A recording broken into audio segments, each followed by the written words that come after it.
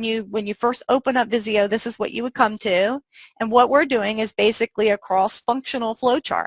And so when I click on this, it sends me to this screen, and you'll see it kind of sets up automatically swim lanes. Now, in the examples I gave you, they're vertical instead of horizontal.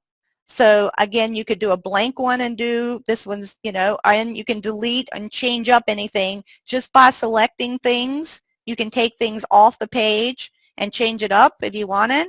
The neat thing, instead of drawing in PowerPoint lines and arrows, individually, it's a drag and drop. So like, here's a swim lane. This is a horizontal. This is a vertical. So if I want vertical swim lanes, I now can take and draw however many swim lanes I want. And then that sets up the swim lanes, right? And then you go into your shapes, and it's the same principle. So if I want a box to say, my first step in here, I just drag the box over, okay? And you'll see you can edit the text, and then you can just type in whatever you want to do. So, I'll just type in drive to, let's see, I can see what I'm doing here, to bank. So if I was diagramming that one about going to the bank, I now have my first box, and there it is.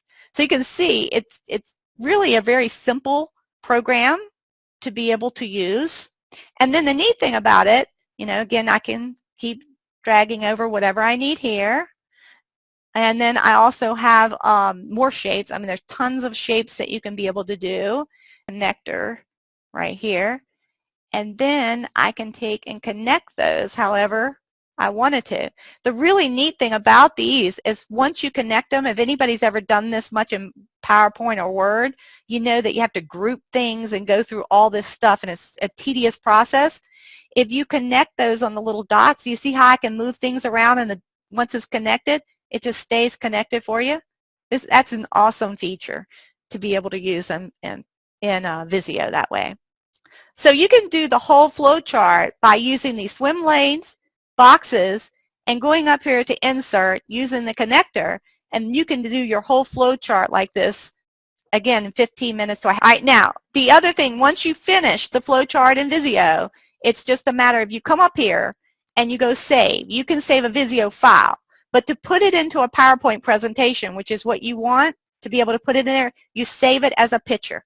So if I come over here, you'll see I can take and drop the box down and find JPEG, and now I can save my diagram as a picture, and then it's just a matter of putting it into my PowerPoint just like I did, any other picture.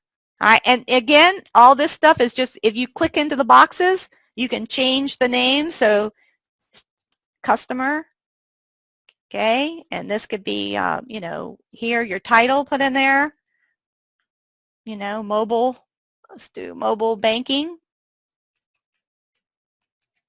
All right, so again, you can see it's extremely easy to use. I really prefer if you guys use Visio just again because so you get a chance to have a little tiny flavor of how a diagramming tool like this can really be useful if you're doing a bunch of diagramming and flow charting.